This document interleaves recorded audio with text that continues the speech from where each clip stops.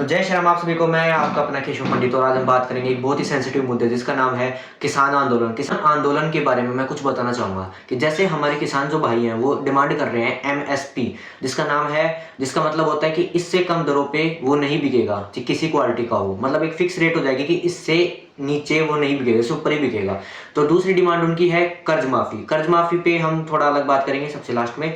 और फिर बीच में आता है पेंशन, जो 60,000 मतलब कि 60 साल से ऊपर है उनको 10,000 की पेंशन दी जाए, और एक कर्ज माफी, और फिर बिजली बिल 200 यूनिट फ्री देना। तो पहले तो हम बात करेंगे एमएसपी पे। एमएसपी हमारी गवर्नमेंट ऐसा नहीं कि देती नहीं है, 24 ऐसी फसल है जिसपे सेंटर हमें एमएसपी देती है, जिनमें से गेहूं, बाजरा, मक्का, चना, ज्वार और मूंगफली, और हमारे जैसे ग्वार, सूरजमुखी के जो बीज होते हैं उनके ऊपर हमारी गवर्नमेंट एमएसपी देती है। तो ऐसा नहीं है कि एमएसपी नहीं मिलती, पर जो हमारे किसान भाई हैं वो डिमांड करें कि सभी चीज़ों पे एमएसपी मिले। तो ऐसा तो पॉसिबल हो सकता है, उसके बाद में हम थोड़े से भी आपको बात करते हैं। दूसरा है बिजली माफी। बिजली माफी पे अगर मैं बोलूँ 200 यूनिट, 200 यूनिट की कीमत कम से कम भी हो जाएगी 1600-1700 रुपए के समथिंग। एक हम डिमांड करें कि 1000 रुपए, 1200, हर स्टेट के हिसाब से अपना अलग अलग। तो एमएसपी पे मैं थोड़ा सा बताना चाहूंगा कि ये सेंटर का मुद्दा तो है ही नहीं, ये स्टेट का मुद्दा है। सीधी बात तो यही है। आप बोलोगे स्टेट का मुद्दा कैसे है, फिर किसान के पागल है जो जाके वहां पे पंजाब के धरने बैठ के दिल्ली चलो ये सब जो उनके नारे दिए, नहीं ऐसा नहीं है। पहली बात तो हर स्टेट में पेट्रोल की प्राइस अलग अलग होती है। जैसे राजस्थान में कुछ है, हरियाणा में कुछ है और दिल्ली में कुछ हो रहा है। सेंटर एक मिनिमम प्राइस पे उसे देती है। फिर उसके अलावा जितना भी टैक्स होता है वो होता है स्टेट गवर्नमेंट का। जिसमें महंगा है उसमें स्टेट गवर्नमेंट ज्यादा टैक्स ले। जैसे राजस्थान में सबसे महंगा पेट्रोलों में से एक आता है, दारू भी राजस्थान में बहुत महंगा। गवर्नमेंट का कोई हाथ नहीं होता इसमें, स्टेट गवर्नमेंट का बहुत बड़ा हाथ होता है, क्योंकि वही टैक्स लगाती है जो उनकी इंपोर्ट ड्यूटी वगैरह लगा के एक्स्ट्रा जो चार्ज होते हैं वो स्टेट गवर्नमेंट लगाती है, जिसके कारण ही जो भी चीज होती है सस्ती महंगी होती है। पर हम ये कहना चाहूंगा, पेट्रोल की बात आ रही है तो मैं एक बात बताता हूँ कि भारत नेपाल को 50 रुपए लीटर तेल एक्सपोर्ट करता है, रिफाइंड तेल एक्सपोर्ट करता है। पर भारत में खुद में कीमत 100 रुपए के तकरीबन हम देखेंगे, कहीं में 100 से कम है, किसी में 100 से ज्यादा भी है। तो ये सब होता है क्योंकि हमें स्टेट गवर्नमेंट इसी लेवल पे स्टेट को वो देती है पेट्रोल, और उसके हिसाब से स्टेट फिर अपने हिसाब से उसमें पैसे ऐड करके जो भी उनके होते हैं इंपोर्ट ड्यूटी, टैक्स, फलाना जो भी मतलब लूटना चाहिए जितना लूट लेती है, वो बात हम तक आती है। फिर जो दूसरी बात होती है, एमएसपी अगर लागू होगी तो मान लो कि यूपी में जो गन्ना होता है वो सबसे ज्यादा उगता है, तो हम बोलते हैं चलो ठीक है बहुत अच्छी बात है, गन्ने की रेट हो जाती है 100 रुपए। और वही गन्ना हम राजस्थान में या हरियाणा के हमारे जो नारनौल क्षेत्र है उस साइड में उगाएंगे तो गन्ना और भी महंगा होगा।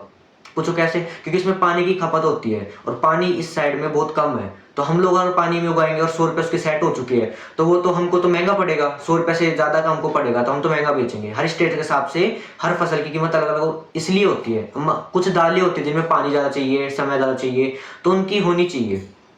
जैसे कि एक मिनिमम सपोर्ट प्राइस गेहूं पे है, तो गेहूं एक ऐसी फसल है जो मिनिमम 2-3 बार पानी से हो ही जाती है। चना हुआ, ये सब हो जाती हैं, इनमें ज्यादा पानी की खपत नहीं होती। ये जहाँ पे पानी की कमी है वो लोग भी उगाते हैं, जिन पे ज्यादा है वो भी उगाते हैं, सरसों भी ज्यादा उगा देते हैं। पर राजस्थान, हरियाणा और पंजाब ये गेहूं बहुत ज्यादा उगाते हैं, तो इनको एमएसपी से कोई फर्क नहीं पड़ता। सबसे बड़ा जो एक नुकसान होगा कि एमएसपी के आने से कि उसमें जब सब्जियां भी ऐड होंगी, तो सब्जी ऐड होने का सबसे बड़ा नुकसान ये होगा कि मान लो मेरी सब्जी है जो लो क्वालिटी की खराब भी है, मुझे वो भी उसी रेट पे खरीदनी पड़ेगी जो मैं अच्छी सब्जी खरीद सकता हूँ। और मान लो मार्केट में कुछ भी कमी हो जाती है, एमएसपी जिन चीजों पे है, जैसे मैं आपने बताया अनाज वगैरह पे है, तो मैं बताता हूँ गेहूं खराब नहीं होता है।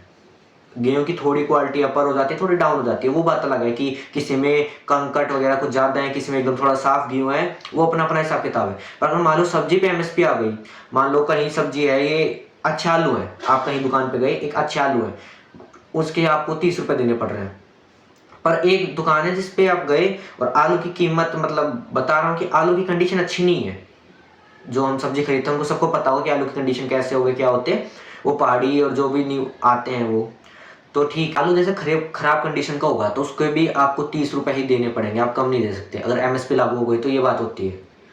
तो ऐसी चीजों होने पे, या फिर गवर्नमेंट खरीदेगी, गवर्नमेंट सब्जी खरीद के अगर किसी को राशन में बांटेगी ना, तो वो तो पॉसिबल है नहीं। इतनी बात तो है ही, आप सब समझते हैं कि एकदम से इतने लोगों को दूसरी बात हम करते हैं कर्ज माफ़ी की। ऐसा नहीं कि हमारी गवर्नमेंट इस बारे में कर कुछ सोचती नहीं है, काफ़ी बार वादे हुए हैं, हर गवर्नमेंट वादा करती है। मोदी गवर्नमेंट ने भी वादा किया था, मोदी गवर्नमेंट ने ये भी कहा था कि 15-15 लाख रुपए आएँगे, रोज़गार बढ़ेगी, वो सब नहीं हुए। उसपे आपने मुद्दा उठाया भी नहीं है। आप लोगों ने मुद्दा उठाया है एमएसपी वगैरह का, इस पे शायद मोदी गवर्नमेंट ने कभी कुछ कहा नहीं, मुझे भी नहीं पता इतना। आप अगर कोई भी इंसान इस पे प्रोटेस्ट कर रहा है तो उसको सबसे पहले तो अपनी स्टेट गवर्नमेंट के खिलाफ करना चाहिए, सेंटर में आपको बाद में जाना चाहिए, क्योंकि सेंटर तभी आपको एक्सेप्टेंस देगा जब आपकी स्टेट करेगी, फिर उसके बाद बिल पास होगा, तभी वो एक कानून बन के सामने आएगा।